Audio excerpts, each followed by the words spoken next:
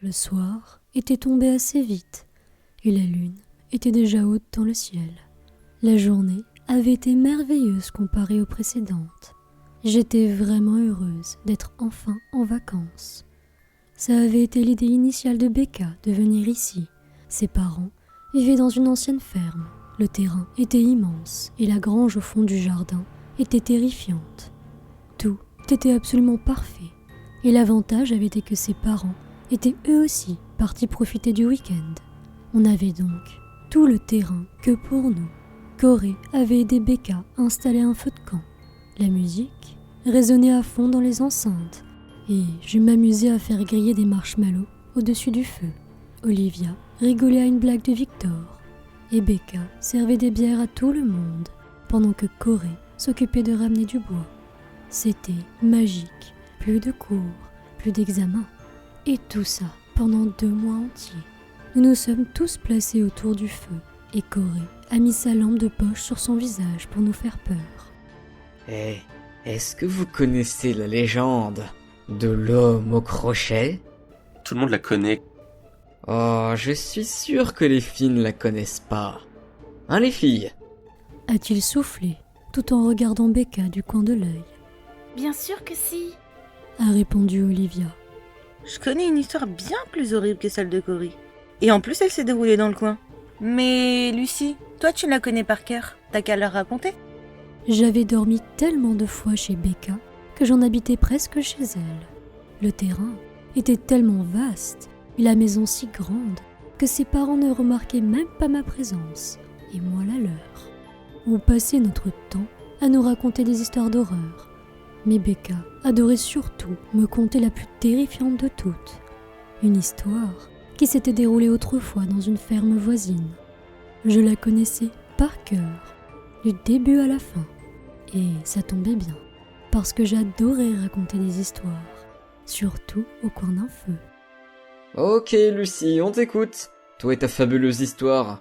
Mais je doute très fort qu'elle soit meilleure que la mienne. Mais quelle frimeur! Corée, passe-moi la lampe de poche. Il me l'a tendue et je l'ai attrapée. C'était à moi de jouer. Je les ai tous regardés, un à un, lentement et silencieusement. Puis, j'ai commencé à conter l'histoire.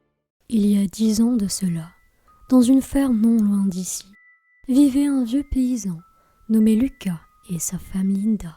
Tous deux avaient échoué à avoir des enfants. Malgré leur envie d'être parents, les années avaient passé sans que leurs rêves ne se réalisent. Ils passaient leur temps à s'occuper de leurs animaux, pour ne pas avoir à penser à la rage et à la souffrance d'avoir échoué à réaliser leur plus grand désir. Du matin au soir, ils ne faisaient que ça. Ils ne se parlaient presque plus et n'avaient aucun ami. Linda supportait la situation sans rien dire. Elle savait que son âme était triste et en désarroi, mais elle continuait malgré tout à se lever tous les matins avec courage et volonté. Seulement Lucas, lui, en avait marre de ses animaux.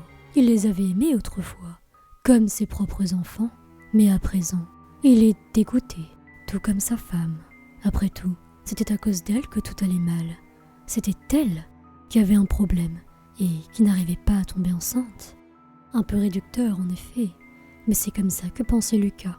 Et c'est cette pensée qui l'a peu à peu amené à toucher la folie du bout des doigts, tel un fil qui se tissait au fil des jours et des semaines.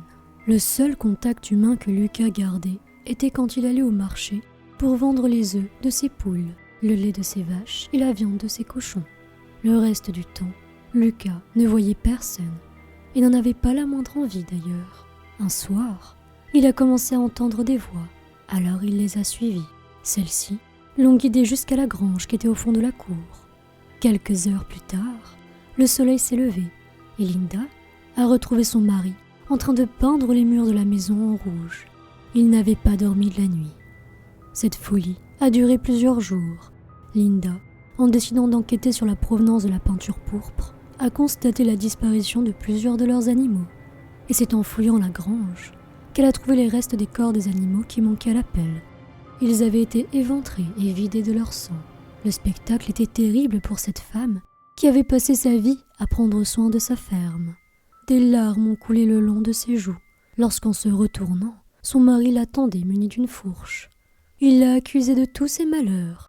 Il lui a reproché l'enfant qu'ils n'ont jamais eu. Et c'est à ce moment-là qu'il l'a empalé de sa fourche.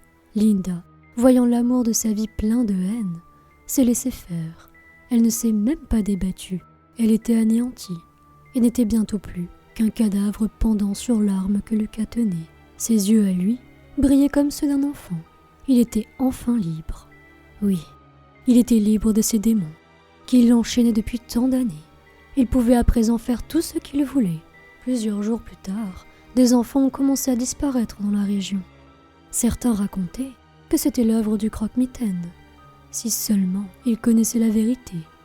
La police, s'inquiétant de ces disparitions qui terrifiaient parents et enfants, ont fouillé toutes les pistes qu'ils avaient, jusqu'à ce qu'ils tombent sur la ferme de Lucas.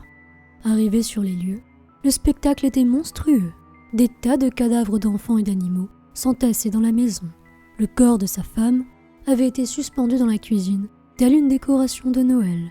L'inspectrice a tout de suite compris que Lucas avait, tel le géant dans le conte de Jack et le haricot magique, goûté à la chair humaine. Les policiers l'ont retrouvé dans la grange. Ils ont pu constater qu'il n'avait plus rien d'humain. Il s'était cousu une tête de cochon sur le visage, ainsi qu'une tête de lapin et de cheval de chaque côté de son cou. Il s'est jeté sur un des policiers et l'a mordu au cou. Alors que le policier a hurlé de douleur, l'inspectrice a tiré sur Lucas, tir auquel il n'a pas survécu. Mais la légende raconte que l'on peut encore entendre ces cris de cochon certaines nuits d'été. Plusieurs témoins ont affirmé avoir vu une créature à 3 têtes essayer de forcer leur porte. Prenez garde à l'homme. Oh, comment c'était ringard! Non, sérieux? Un homme mi-cochon, mi-lapin, mi-cheval, vas-y, pourquoi pas un poney tueur tant que vous y êtes? Tais-toi, Corée. Cette histoire est fantastique.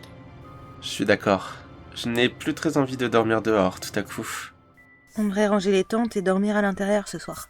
Après avoir mangé nos pois en hamburger et avoir préparé les lits, nous sommes partis nous coucher. Olivia, Becca et moi dans la chambre de droite, et les garçons de l'autre côté. Comme je n'arrivais pas à dormir, j'ai surfé sur Internet pendant que Olivia dormait et que Becca prenait une douche. Et c'est là que j'ai découvert une info des plus intéressantes. J'ai alors réveillé Olivia. Olivia, réveille-toi. Quoi? Pourquoi tu me réveilles à une heure pareille? L'histoire de Becca ne s'est pas passée dans la région. Elle s'est passée dans cette maison. Regarde cet article. Il date d'il y a 10 ans. Montre? Mince alors. En plus, ce type avait adopté une des filles qu'il avait kidnappées. Et elle s'appelait Becca. Mais elle avait 15 ans à l'époque. Ça veut dire qu'elle en aurait 25? Tu crois vraiment que notre Becca pourrait être... Après tout, c'est vrai que je n'ai jamais vu ses parents. Et c'est là que nous avons entendu les bruits de cochons provenir de la chambre d'à côté et que Corée est entrée dans la pièce, un couteau dans le ventre. Alors les filles, qui est-ce qui va m'aider à cuisiner ce soir?